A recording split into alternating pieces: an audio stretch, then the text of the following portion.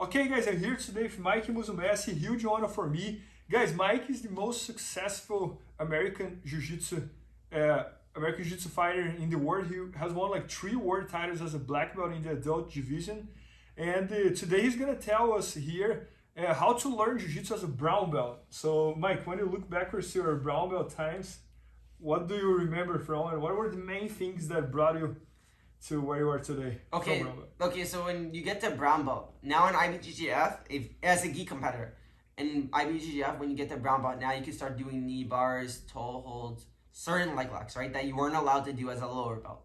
So now in your mind, you're like, oh, I gotta learn all these new things. I'm gonna learn toe holds, knee bars.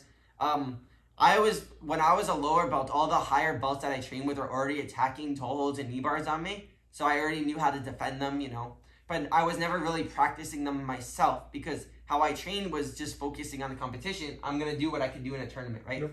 So when I first got the brown belt, like the first week, I was like so excited I could do toe holds and knee bars. So then I was just doing them in training. And I feel like a lot of my friends also go through this phase of like a week or like a few weeks. You kind of get into like toe holds and knee bars and you stop doing other things. And then you're like, wait a second. I have to go back to like my regular game, you know, but it's just now your brain is thinking about like when you're in a spot, now there's a toe hold. Wait, there's a knee bar here as well. Okay. So that is what starts changing as a brown belt. Brown belt and black belt are almost identical. Okay. The difference being just the belt color.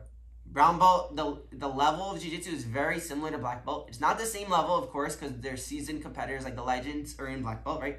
But the how you're competing is pretty much the same, right? When I was a brown belt, I won brown belt worlds when I was 18, and I got my black belt. And then about 3 or 4 weeks later, I beat João Miao in black belt, who was like one of the top black belts. So that shows that the level of brown belt like is pretty much the same as black belt.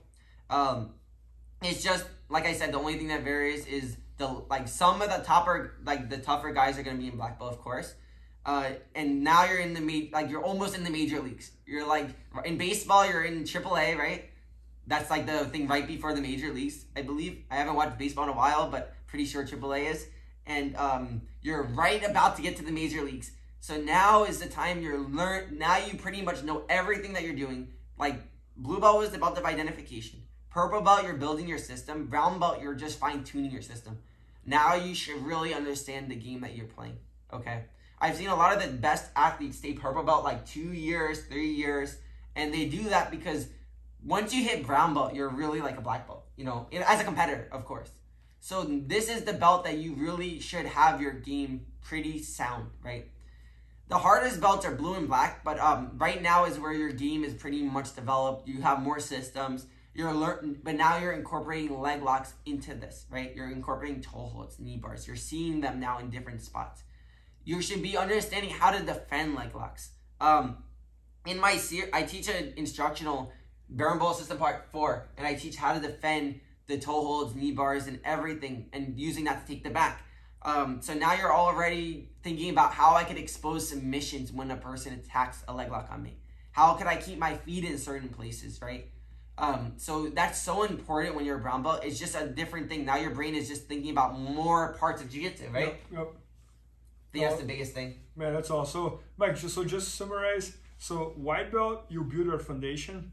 Blue belt is the identification. You realize who you are, and purple belt, you build systems, and then brown belt is the time that you start figuring out now you're leg locks, knee bars, full locks. And now you're purple belt. You already know your A game and you're building on it. Brown belt is when your game should be pretty sound, where you have answers to already all the spots. You're pretty systemized in your positions, right? And again, this is how did we get to brown belt? We built a foundation from white to brown. Somebody could go get to brown belt fast and win a lot of competitions without technically sound jiu-jitsu, right? If they're just really good at a move, mimicking a move, and they could force things.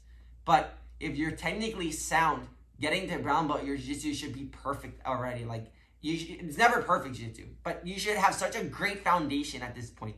Your game should be built up so much that brown belt, I don't feel like you should even be for a long time. You should be ready for black belt really soon. Just adapting to the leg locks is the only part of brown belt that will differ, you know, from purple. No, man, that's awesome. And guys, All instructional videos from Mikey is at bjjfanatics.com, so make sure to check that out. Mike, thank you.